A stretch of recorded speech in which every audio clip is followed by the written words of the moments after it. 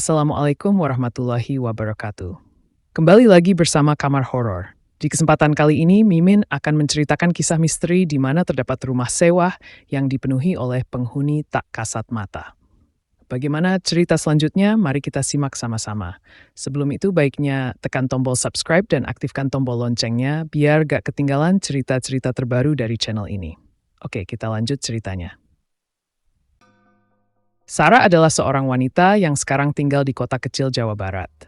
Ia harus pindah ke kota kembang itu untuk menuntut ilmu di salah satu universitas ternama di sana. Saat pindah ke Bandung, Sarah pergi bersama ayahnya. Ayahnya mengantarkan Sarah ke rumah kontrakan yang akan dihuni Sarah selama menuntut ilmu. Di kontrakan itu, Sarah juga akan tinggal bersama dua orang saudara sepupunya yang juga menuntut ilmu di tempat dan angkatan yang sama dengannya. Saudara tertua bernama Jani dan saudara yang lebih tua dari Sarah bernama Ava. Sarah merupakan yang paling kecil dari mereka bertiga, maklum baru lulus SMA tahun yang sama. Selama 2,5 jam di perjalanan, akhirnya ia tiba di kota Bandung. Ini adalah pertama kali Sarah tinggal jauh dari orang tuanya. Perasaan campur aduk tentu dirasakan Sarah. Setelah mobil terparkir, Sarah bergegas turun dan mengambil barang-barang bawaannya.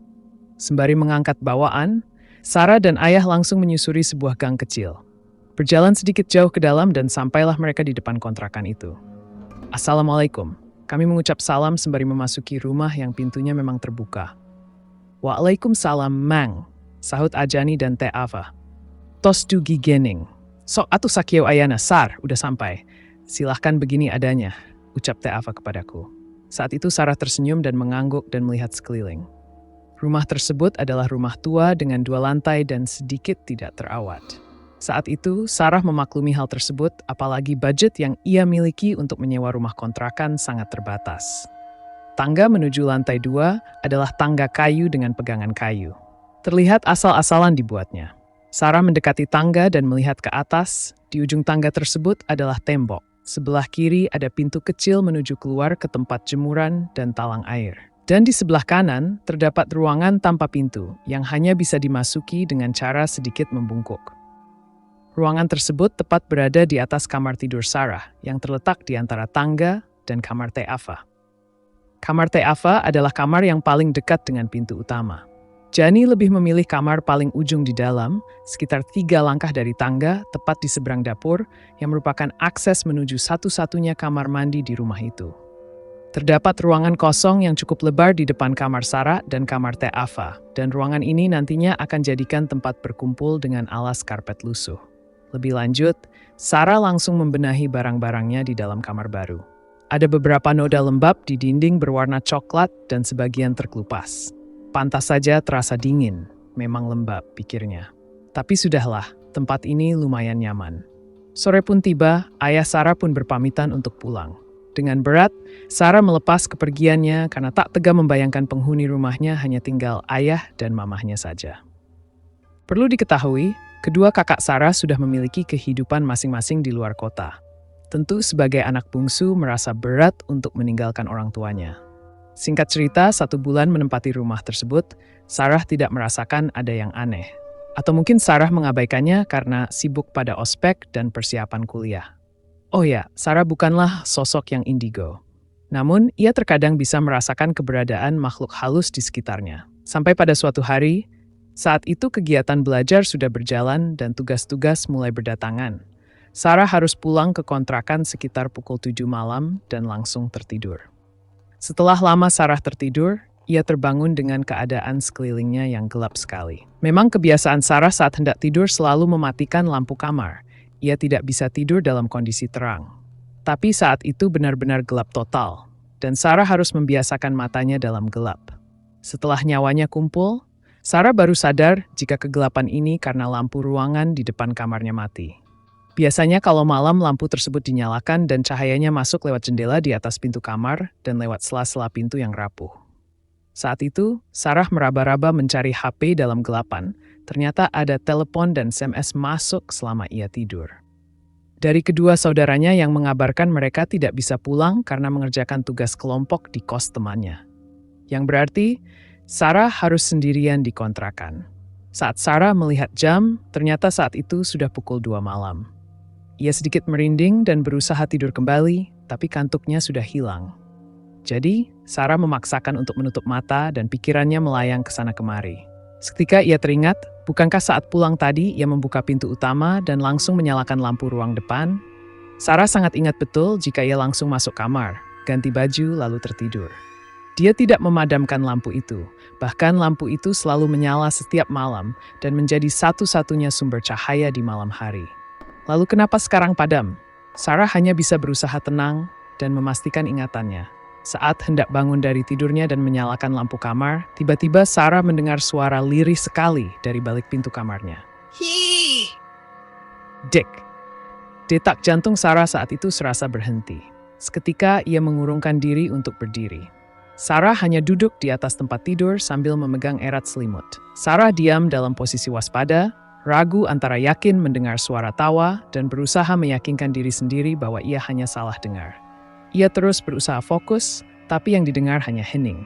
Pelan-pelan Sarah kembali ke posisi tidur. Berhati-hati sekali, seakan-akan membangunkan sesuatu yang ia pun tak tahu apa. Suara langkah kaki kecil berlari melintas di depan kamarnya. Otak Sarah langsung merespon jika itu adalah tikus. Tikus, yaitu tikus. Atau mudah-duaan tikus, di pikirannya. Belum selesai ia meyakinkan diri sendiri, suara lain membuatnya kaku sekaku-kakunya. Duk, srek. Duk. Suara sesuatu diseret, seperti orang yang berjalan pincang dengan satu kaki diseret, berkeliling di ruangan depan kamarnya.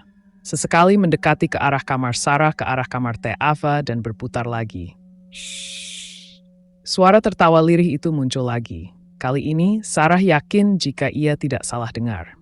Dengan ketakutan, Sarah menutup seluruh tubuhnya dengan selimut sembari memejamkan mata rapat-rapat.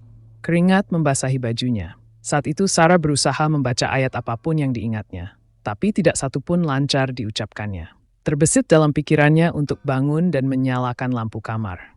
Pikirnya kalau terang, ia akan lebih tenang, tapi di sisi lain, Sarah merasa takut jika dengan menyalakan lampu, ia malah akan melihat sosok-sosok yang sedang mengganggunya.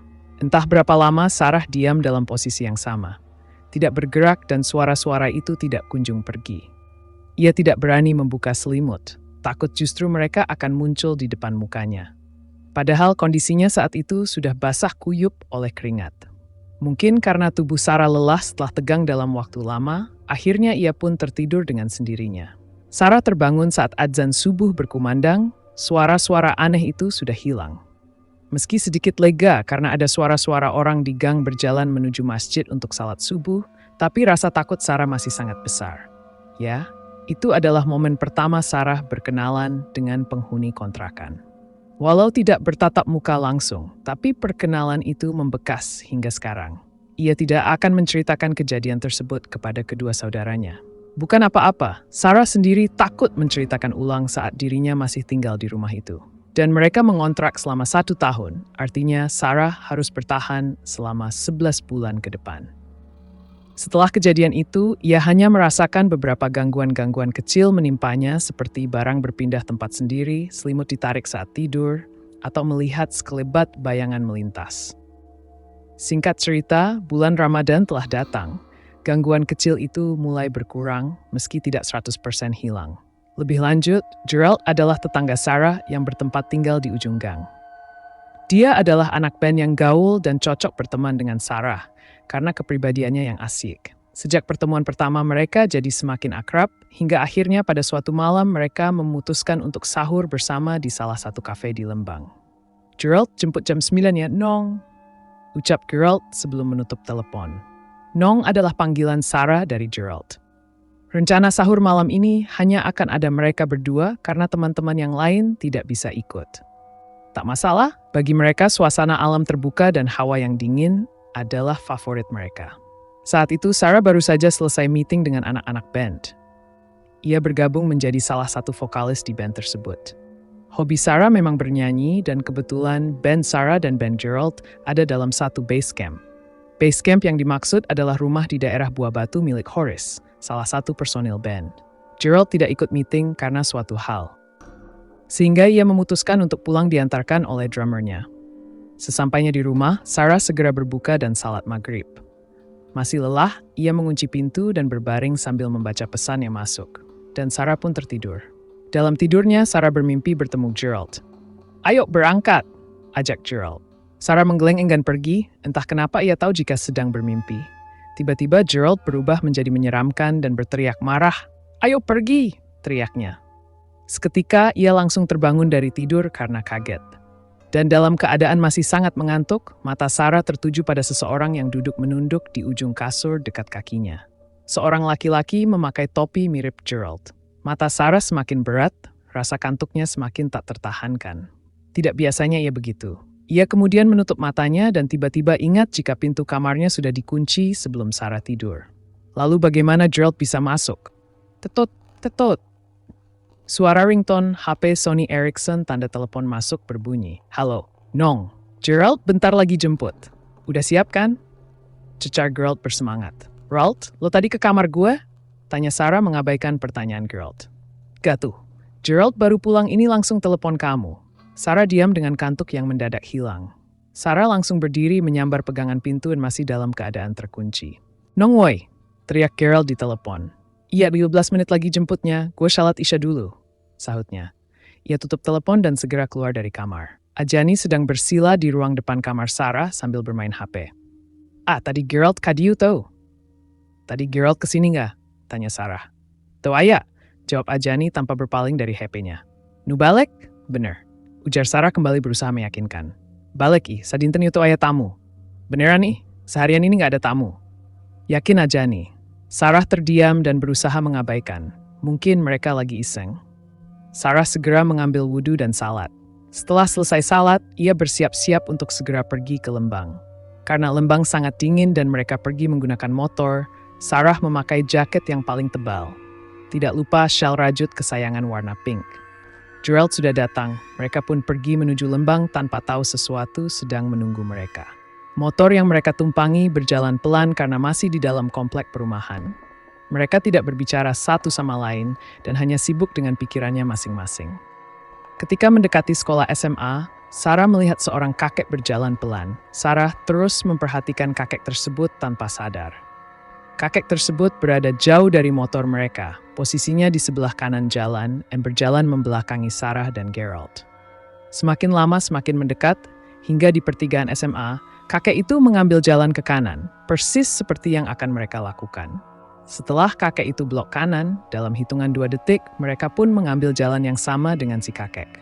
Tapi saat motor berbelok, tidak ada siapa-siapa di sana. Jalanan sepi, tidak ada satu orang pun pejalan kaki. Sontak Sarah terkesiap otomatis mencari si kakek. Jalan komplek itu lurus tanpa ada belokan lain ataupun gang. Tidak mungkin kakek itu bersembunyi. Gerald menyadari keganjilan gerak-gerikku. "Kunaon, kenap nong?" tanya Gerald. "Tadi ayah aki belok di dio saya uncan urang belok, nah ewewe," ucapnya. "Tadi ada kakek 2 belok di sini sebelum kita belok. Kenapa nggak ada?" tanya Sarah panik. "Tong ngalamun lah. Eweo sasaha tita tadiga." "Jangan ngelamun. Gak ada siapa 2 dari tadi juga," seru Gerald. Karena sudah mengalami kejadian aneh hari ini, Sarah mulai terbiasa. Akhirnya, ia mencoba membicarakan banyak hal dengan Gerald untuk menepis rasa takut sepanjang perjalanan. Jalan menuju Lembang saat itu masih banyak berupa pohon-pohon lebat di kanan kiri jalan. Saat itu, tepat di tanjakan sebelum kafe yang akan mereka datangi, Sarah melihat seekor kucing hitam melintas di tengah jalan dekat sekali dengan lintasan mereka. Tetapi Gerald sama sekali tidak memperlambat kecepatan motor. Refleks Sarah menepuk pundak Gerald sambil berteriak. "Gerald, kucing, launan, kucingin!" Teriak Sarah sedikit tertahan sambil menunjuk-nunjuk kucing tersebut. Tanpa babi bu, Gerald malah tancap gas membuat Sarah sedikit terjengkang. "Cicing siah nong! Ewew, nanaon! Diem kamu nong! Gak ada apa wat," balas Gerald sewot. Sarah kemudian bengong dan berbalik ke belakang melihat ke arah kucing tersebut, duduk dan memang tidak ada apa-apa di sana. Kosong, dan ia pun syok karena jelas-jelas kucing hitam tadi bukan halusinasi. Lanjut, mereka pun akhirnya sampai di kafe. Mereka segera turun dan memilih saung dan kemudian memesan Indomie keju cornet. Sarah memesan teh manis panas, sedangkan Gerald memesan kopi. Sebenarnya saat itu Sarah masih gelisah karena kejadian terakhir. Tapi mereka sudah sepakat tak mau membahas dan berusaha mencari topik obrolan lain. Sarah pun lupa karena larut dalam suasana malam yang dingin.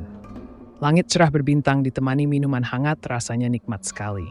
Tak terasa waktu imsak datang, tanda mereka harus segera pulang agar bisa menunaikan salat subuh. Kami meminta Bill. Saat waitress datang menyerahkan Bill, dia bertanya, "Ah, Teh Badui ayuna leres. Teh mau pulang sekarang ya?" tanyanya. "Iya, jawab Sarah dan Gerald berbarengan. Yakin?" sautnya menyelidik. "Ya, biar keburu salat subuh," Gerald membalas. "Sok atuh hati-hatinya di jalan," ujarnya. "Ya, anuhunnya," saut Sarah. Mereka berjalan menuju kasir dan terjadi lagi percakapan yang serupa. Kasir tersebut meminta Sarah dan Gerald untuk berhati-hati. Tanpa curiga, mereka pun membayar dan pergi ke parkiran. Tukang parkir menghampiri mereka. Dan tebak, percakapan yang sama terulang lagi. Berujung tukang parkir tersebut meminta mereka untuk berhati-hati. Seketika Sarah dan Gerald pun saling pandang, paham akan perasaan tidak enak yang sekarang mereka rasakan. Dan ternyata, beberapa kejadian yang Sarah alami sebelum berangkat hanya intro. Kalau saja ia tidak cuek dan lebih memperhatikan tanda-tanda. Kalau saja Sarah tidak memaksakan pergi setelah mengalami 2 kejadian pertama. Sarah dan Gerald tidak akan mengalami kejadian ini.